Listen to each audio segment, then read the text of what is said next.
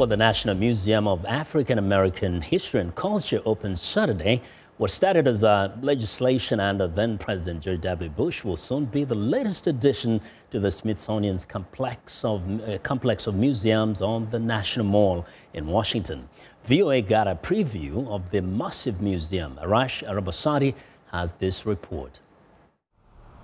What we want is a museum that uses the past to help you understand the world you're living in.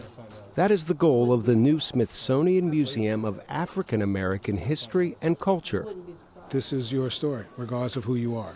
That this is the story that tells you about your own family's struggle of freedom or citizenship. It reshuffles the deck of American history. It's revolutionary.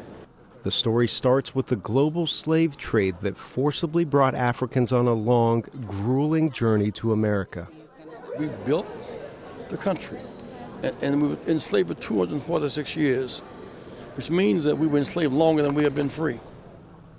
Highlighted is this early 1800s slave shack. It would have been pretty unbearable living within this cabin. If you've ever been down to the South Carolina low country, you'll know that it's very heavy with mosquitoes and bugs. It's very hot. When we collected the cabin, snakes came out of the cabin.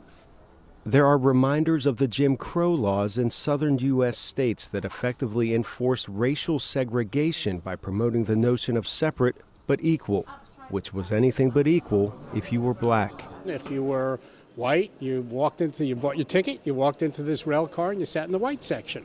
The white section was a lot nicer than the black section.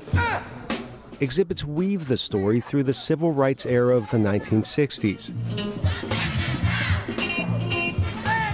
There are entire sections dedicated to entertainment and to sports, where participants of all races, when they were finally allowed to compete, were equal.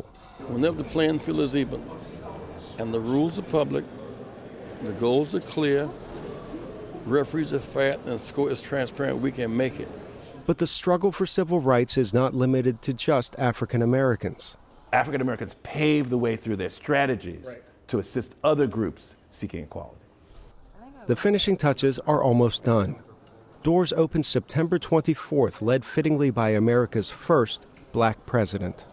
Arash Arabasadi, VOA News, Washington.